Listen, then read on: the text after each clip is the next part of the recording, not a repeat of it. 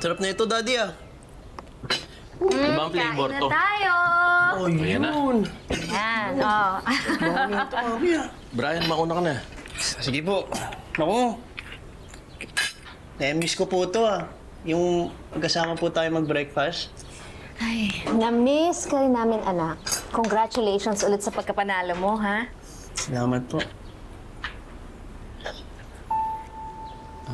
Brian? Bakit? Apektado ka pa rin ba doon sa issue tungkol sa'yo?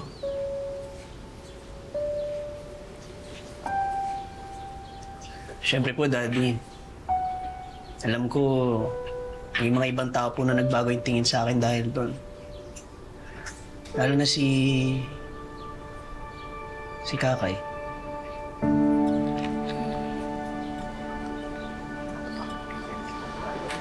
Anak, kalimutan mo na yon. Marami ka pang makikilala. Ano ka ba? Sa gwapo mong yan? Oo nga naman, anak. Kung hindi nakikita ni Kakay ang halaga mo, baka hindi talaga siyang nararapat sa'yo.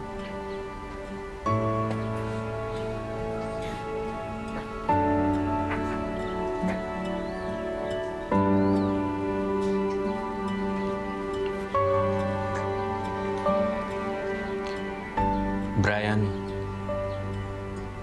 kung gusto mo nang bumalik sa Manila at makasama kami, pwedeng-pwede. Welcome na welcome ka, anak. Thank you po, Daddy. Thank you, Mami.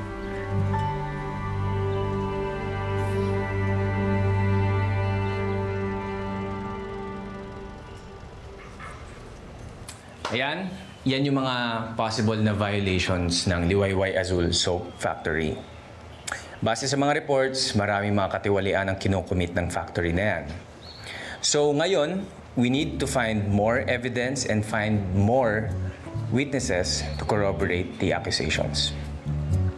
Pero Sir Victor, hindi ba magtatagal pa yon kung maghihintay pa tayo? Bakit hindi agad tayo magsampa ng demanda? Kaagad.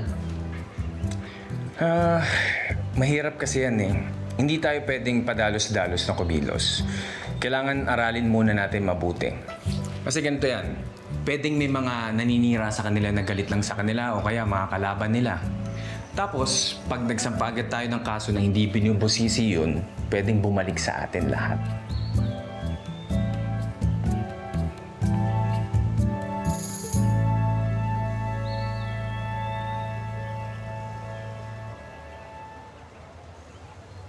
Ito ang ebidensya na gusto kong malaman. Kung sino ba talagang nagpapatibok sa puso ni Sir Victor. Parang may ebidensya nga. O sige na. Back to work. Yes, sir. Basta aralin mo muna ang babutihan, ha? Yes, opo, sir. Sige. Basahin niyo yan, ha? Yes, opo, sir. Babasahin po. Sige.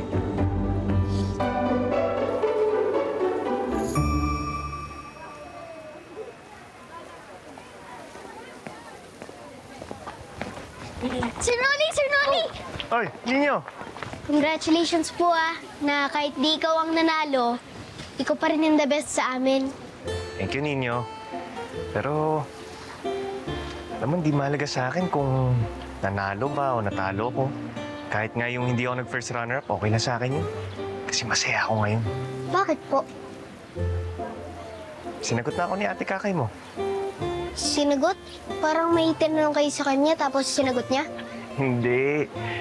Ang ibig ko sabihin, kapag ang isang lalaki nililigawan ng gusto niyang babae, tapos sinagot siya, ibig sabihin nun, girlfriend na niya.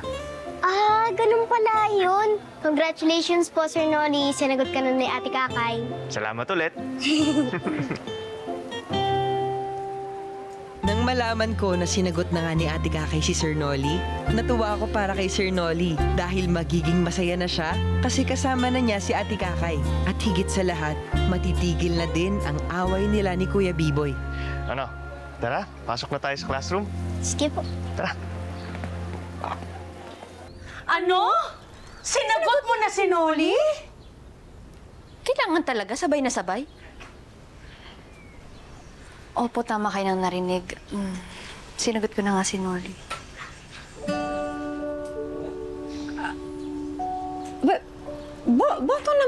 Boto naman tayo kay Noli. Pero, akala ko talaga, di ba? Correct. Akala ko talaga si Bibo yung gusto mo. Dahil actually, nung pageant, yun din ang sinabi mo. Mas boto ka kay B-Boy. Nakapag-isip-isip na po kasi ako eh. Kasi sa palagay ko, marami pang dapat ayusin si B-Boy tungkol sa sarili niya. At saka, ayoko pong magmahal ng isang taong maraming tinatago at hindi kaya maging tapat. Ay, naintindihan kita sa puntong yun. Pero, sigurado ka na talaga? Sa palagay ko, magiging mas mabuting boyfriend si Noli. Kasi ang tagal na naman namin magkaibigan at saka kilalang-kilala namin yung isa't isa. Pero ang tanong, mahal mo ba talaga? O naawa ka lang?